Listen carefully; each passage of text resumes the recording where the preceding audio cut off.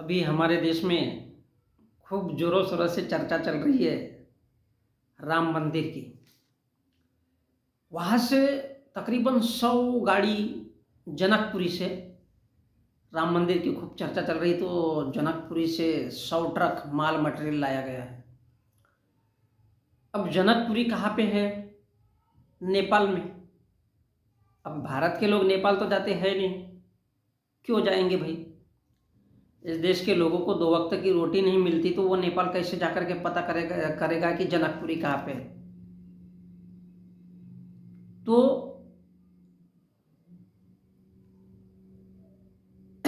जनकपुरी कहाँ पे है? भगवान राम का ससुराल कहा जाता है, और इसलिए ससुराल से 100 गाड़ी माल लाया जा रहा है। कहाँ से? जनकपुरी से। अब जनकपुरी कहाँ पे है? नेपाल में है। जनक यानी पैदा करने वाला, तो थोड़ा सा इतना ही समझिए। अब बुद्ध का जन्म कहाँ पे हुआ था? लुम्बिनी में। लुम्बिनी कहाँ पे है? नेपाल में। जिला क्या पड़ता है? कपिलवस्तु। बुद्ध ने क्या पैदा किया? ज्ञान। भगवान राम का ससुराल जनकपुरी। जनकपुरी कहाँ पे है? नेपाल। जनक मतलब पैदा करने वाला स्थल। क्या पैदा किया राम ने? अंधविश्वास, कल्पना, ढोंग, पाखंड।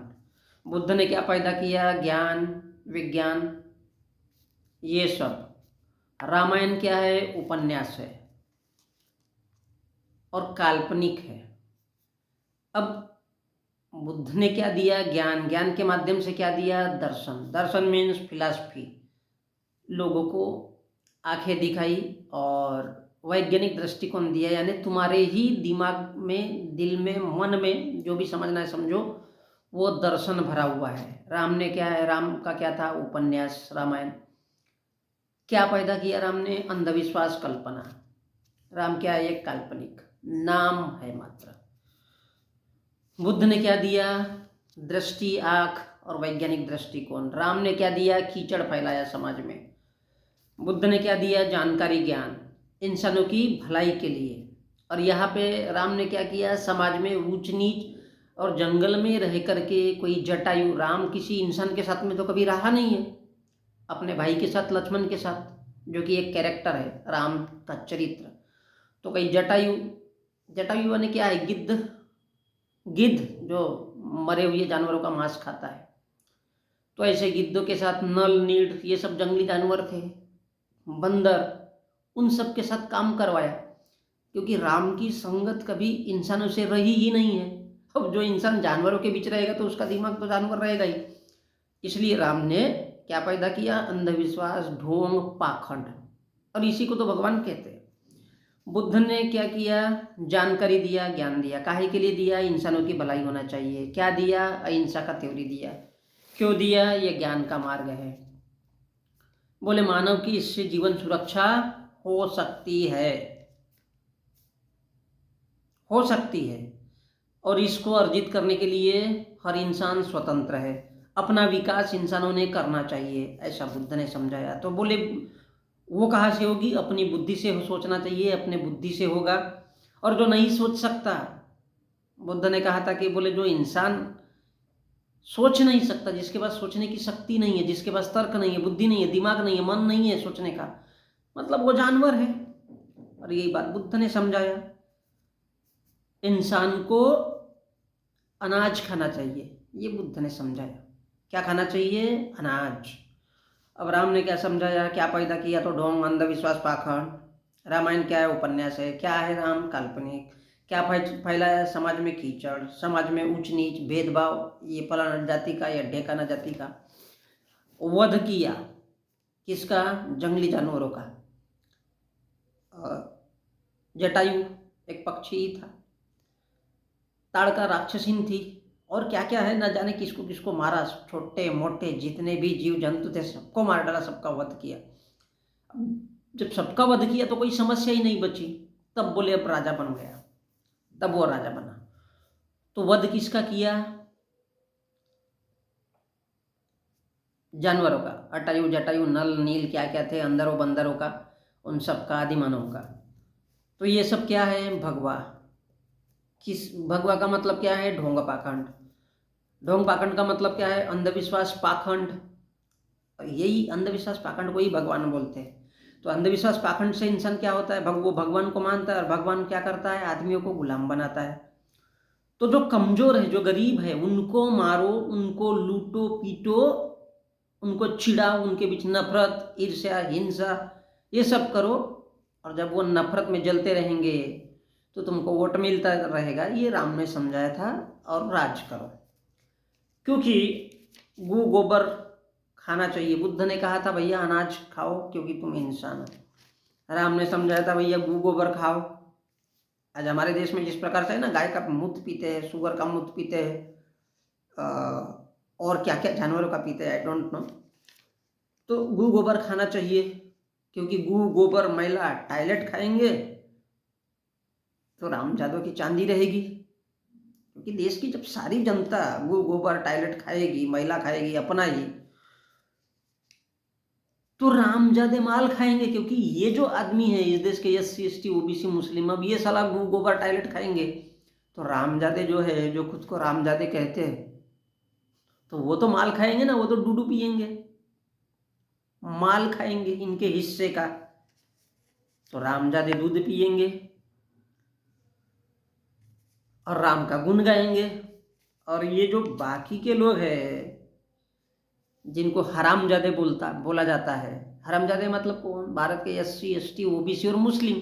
तो ये क्या करेंगे? ये गू मैला टॉयलेट खाएंगे। तो ये प्रदर्शन, ये दर्शन, ये फिलॉसफी दिखाई जाती है हमारे देश में कि ये जो SC ST OBC मुस्लिम, ये क्या है? हरामजादे। ये गू मैला का टॉयलेट खाएंगे तो रामजादे मजा मौज करेंगे। सत्ता भी उनके हाथ में रहेगी, मंदिर भी उनके हाथ में रहेंगे, और वही शिक्षा प्रदर्शन देंगे। तो जनकपुरी को क्यों माना गया है सीता का? क्योंकि सीता तो जमीन से निकली, धरती फट करके। अब ये पहला दुनिया का एग्जाम्पल है। बाकी के अभी तक हमने देखा है, चाहे सतयुग हो चाहे कोई भी हो, हर कोई माँ बाप के पेट से पैदा होता है। वैसे राम भी कोई फल फ्रूट खा करके पैदा हुआ था, लेकिन सीता जमीन से पैदा हुई थी, जमीन से। अब वो खेती की जमीन थी कि टॉयलेट मैला की जमीन थी, मैंने भी नहीं देखा हो। तो सीता कौन? ता शिक्षा। ता शिक्षा यानी किसका? लुम्बिनी क्या है? नेपाल क्या है, किसके लिए फेमस है? क्योंकि वहां पर बुद्ध का जन्म हुआ था। तो ता शिक्षा, सीता, सी से शिक्षा, और ता मतलब उसकी। किसकी शिक्षा? बुद्ध की शिक्षा। किसका एजुकेशन? बुद्ध का। किसका नॉलेज? बुद्ध का। किसका ज्ञान? बुद्ध का। तो जनकपुरी किसकी?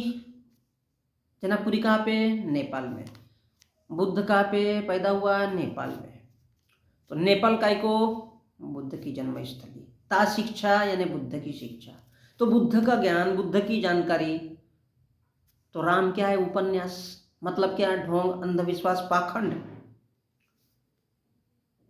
तो इसलिए राम का ससुराल क्या है? जनकपुरी।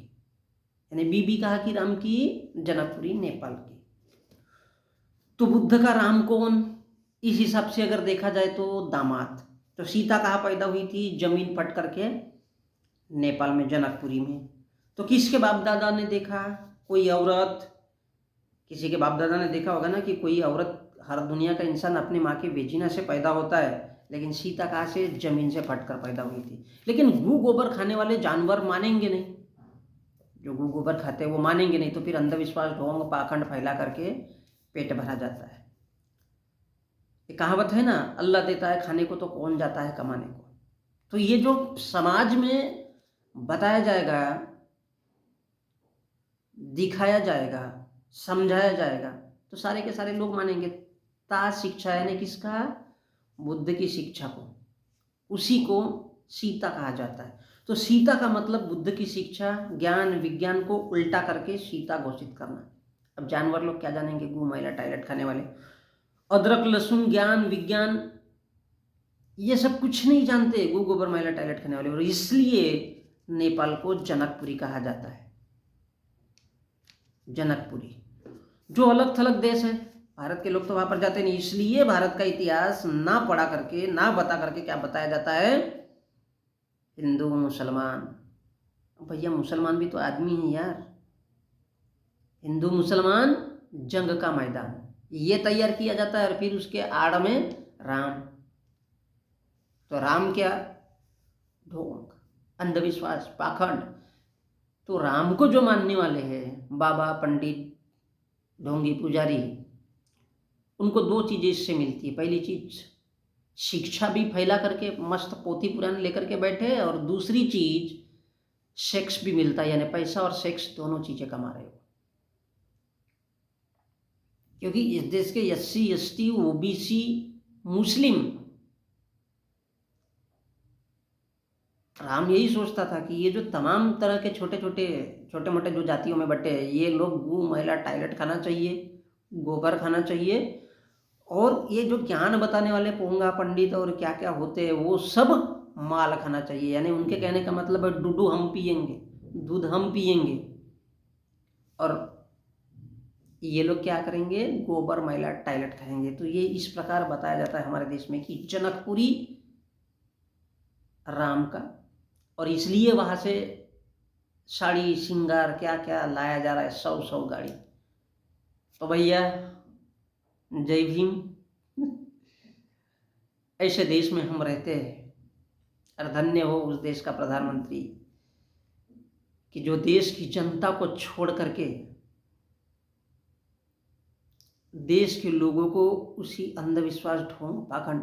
अच्छा है, मैं तो समझता हूँ कि अभी 140 करोड़, अभी 1.5 अरब के आसपास हमारी जनसंख्या जा रही है, तो 1.5 अरब लोगों को ये ढोंग, अंधविश्वास, पाखंड, ताकि वो नौकरी, बेरोजगारी, शिक्षा, चिकित्सा, महंगाई, इन सब से दूर करने के लिए ये सब तामझाम किया जा रहा है, और मजा आएगा।